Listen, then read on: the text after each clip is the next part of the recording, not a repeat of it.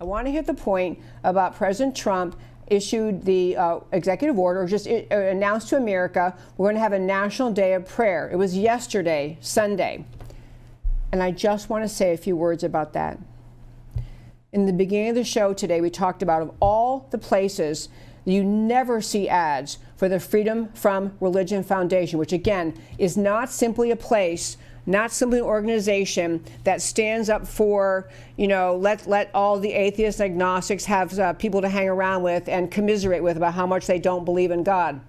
It is a absolutely hateful, anti-Christian, anti-religious, aggressive organization that regularly sues to keep God and religion out of the public square. They are aggressive, they are nasty, they're anti-Christian, they're anti-God, they're anti-religion. That group wisely chose to run their advertising during the Democrat debate last night between Bernie and Biden. By contrast, President Trump issued the National Day of Prayer, and I just want to mention a couple of things about it. You can actually read his proclamation. It's very short. It's up at our website at americacanwetalk.org. On the homepage under shows, drop down list of links, it's up there.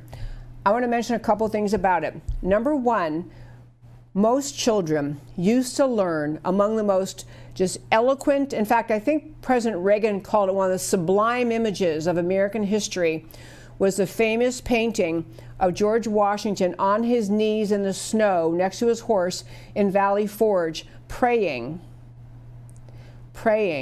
to God for guidance. One of the most sublime images of one of the greatest leaders our country ever had, our first leader, felt it vital and necessary to pray for guidance. President Lincoln, during the Civil War, had that famous quote, I am paraphrasing, that it wasn't the right question to ask, whose side is God on, the North or the South? The right question is, are we on God's side? Are we praying? Are we listening? Are we listening for God's guidance? FDR's famous words related to World War II, just profound language, calling the nation to prayer.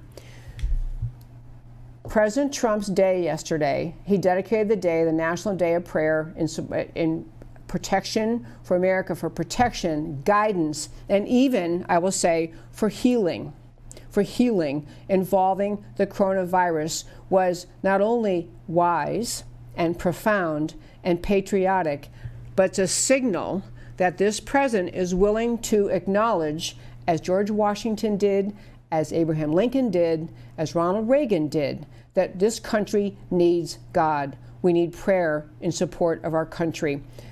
Many leftists mock the idea of prayer. You regularly have leftists mocking any notion that God matters.